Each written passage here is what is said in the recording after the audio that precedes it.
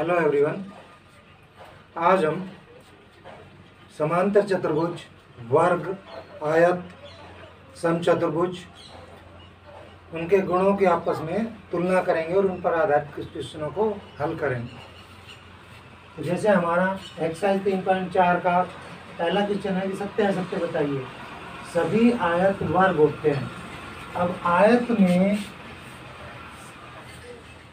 आमने सामने की भुजाएं बराबर होती है, लेकिन वर्ग में सारी भुजाएं बराबर होती है। इसका मतलब ये असत्य है, ये असत्य है। उसके बाद है सभी समचतुर्भुज समांतर चतुर्भुज होते हैं। समचतुर्भुज की आमने सामने की भुजाएं समांतर होती है और समांतर चतुर्भुज में भी समांतर होती है, बराबर होती है। इसके विकर्ण एक दूसरे को परिच्छेद करते हैं, संधिभाजित करते हैं, तो इसके विकर्ण भी संधिभाजित करते हैं, तो ये सत्य है। उसके बाद है सभी वर्ग सम चतुर्भुज और आयत भी होते हैं। वर्ग की सारी भुजाएं बराबर होती हैं और समचतुर्भुज की सारी भुजाएं बराबर होती है, इसलिए वर्ग समचतुर्भुज है। आयत की बात करें तो आयत में चारों कोण 90 डिग्री के होते हैं, वर्ग में भी चारों कोण 90 डिग्री के होते हैं। इसके आमने सामने की भुजाएं बराबर होती है, इसलिए ये भी सत्य है। उसके बाद सभी वर्ग समांतर चतुर्भुज होते हैं। सभी वर्ग समांतर चतुर्भुज नहीं होते हैं। तो जब हमने इसके समांतर चतुर्भुज की बात की थी, तो समांतर चतुर्भुज के अगर सारे कोण 90 डिग्री के हो जाएं और उसकी भुजाएं बराबर हो जाएं तो वो वर्ग बन जाता है। तो ये कह रहा है कि वर्ग समांतर चतुर्भुज नहीं होते हैं, तो ये असत्य है। उसके बाद है सभी पतंगे सम चतुर्भुज होती हैं। पतंगों में भुजाओं के ये जोड़े, आसन्न भुजाओं के जोड़े बराबर होते हैं, लेकिन सम चतुर्भुज में सारी भुजाएं बराबर होती हैं, इसलिए ये असत्य है। यानी पतंगे समचतुर्भुज नहीं होती। सभी समचतुर्भुज पतंगे होती हैं, ये बिल्कुल ठीक है। समचतुर्भुज की बात करें तो ये बराबर है, पतंग में बराबर हो सकती हैं। जब समचतुर्भुज की हम चारों भुजाएं बराबर करें तो ये पतंग बन सकता है, तो ये सत्य है। उसके बाद है सभी समांतर चतुर्भुज समलंब होते हैं। समांतर चतुर्भुज में आमने सामने की भुजाएं समांतर होती हैं और समलंब में भुजाओं का एक जोड़ा समांतर होता है। इसका मतलब समांतर चतुर्भुज इसके गुण को प्रदर्शित करती है समांतर समलंब के, तो इसलिए समांतर चतुर्भुज समलंब होते हैं, तो ये सत्य है। उसके बाद है सभी वर्ग समलंब होते हैं। वर्ग में प्रत्येक कोण 90 डिग्री का होता है, यानी इसके ये समान लंबाई के लंब है, तो समलंब में भी हमारे पास भुजाओं का एक जोड़ा समांतर होता है और ये इनके बीच की दूरी है निलंब बराबर होता है, इसलिए सभी वर्ग समलंब होते हैं। अभी एक दूसरा क्वेश्चन है कि चतुर्भुजों की पहचान कीजिए जिसकी चारों भुजाएं बराबर लंबाई की हो। तो बराबर लंबाई की हो तो वो एक तो समचतुर्भुज हो गई जिसकी सारी भुजाएं बराबर लंबाई की होती है, एक वर्ग हो गया, वर्ग की भी सारी भुजाएं बराबर होती हैं। उसके बाद है चारों कोण समकोण हो, तो चारों कोण समकोण वर्ग में होते हैं और आयत में होते हैं। इसके बाद तीसरा क्वेश्चन है, बताइए कैसे एक वर्ग एक चतुर्भुज है। तो चतुर्भुज जिस चार भुजाओं से बंधा करती है, तो वर्ग भी चार भुजाओं से बंधा करती है, इसलिए चतुर्भुज है।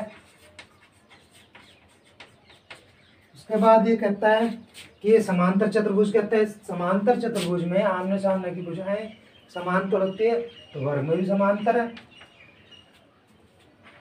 ये एक समचतुर्भुज कैसे है, तो समचतुर्भुज वर्ग की सारी भुजाएं बराबर है और समचतुर्भुज की भी सारी भुजाएं बराबर होती है, इसलिए ये समचतुर्भुज है। एक आयत कैसे है, तो वर्ग में जब हम देखते हैं चारों कोण 90 डिग्री के होते हैं, आयत में भी 90 डिग्री के होते हैं। इसके जो विकर्ण है वो एक दूसरे को लंब समद्विभाजक होते हैं, आयत में भी लंब समद्विभाजक होते हैं, इसलिए वर्ग एक आयत है। चौथा है कि एक चतुर्भुज का नाम बताइए जिसके विकर्ण एक दूसरे को समद्विभाजित करते हैं। तो अभी हमने बताया कि समांतर चतुर्भुज के विकर्ण एक दूसरे को समद्विभाजित करते हैं, सम चतुर्भुज के भी विकर्ण एक दूसरे को समद्विभाजित करते हैं, वर्ग के भी, आयत के भी।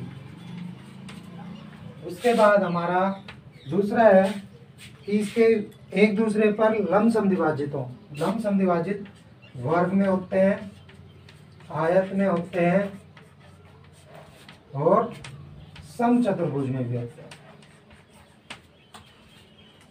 उसके बाद है कि इसके विकर्ण बराबर लंबाई के हों, तो विकर्ण बराबर लंबाई के वर्ग में, आयत में, इन दोनों में विकर्ण बराबर लंबाई के होते हैं। अब हमारे पास पांचवा सवाल है, बताइए कि एक आयत उत्तल चतुर्भुज कैसे है। तो आयत के जो विकर्ण हैं वो एक दूसरे को अभ्यंतर में परिच्छेद करते हैं। ये मान लो कि एक आयत है तो इसके जो विकर्ण है AC व BD का प्रतिच्छेद बिंदु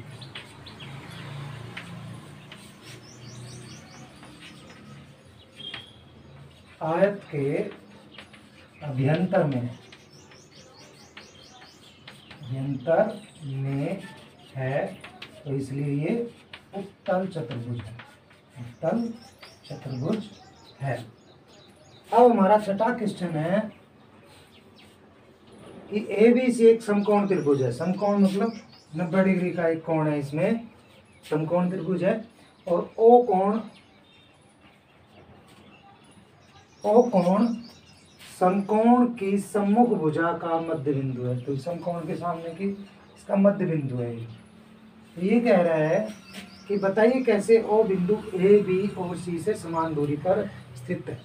हम क्या करेंगे कि BC के समांतर A से एक रेखा खींचेंगे,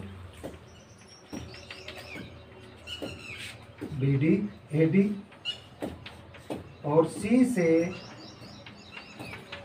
इसके समांतर हम एक रेखा खींचेंगे, AB के समांतर एक रेखा CD खींचेंगे, जो एक दूसरे को D पर काटेंगे।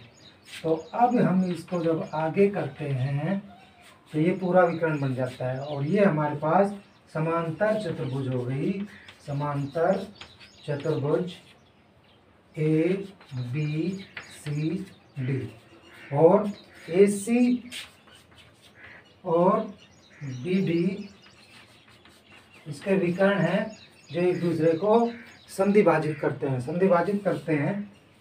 AC और BD एक दूसरे को समद्विभाजित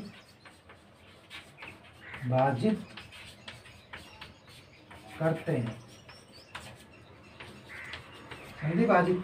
तो इसका मतलब ये है कि ये जो है यहाँ से ये दोनों बराबर हैं, तो इसके विकर्ण भी बराबर होंगे, क्योंकि ये हमारे पास समांतर चतुर्भुज है, और समांतर चतुर्भुज वर्ग बन जाएगी क्योंकि इसके प्रत्येक कोण 90 डिग्री के हो जाएंगे। तो इसके सारे दोनों विकर्ण बराबर हैं, इसलिए O जो बिंदु है वो A, B और C से समान दूरी पर है, यानी OA बराबर OB बराबर OC। तो आशा है वीडियो समझ आया होगा, सवाल समझ आए।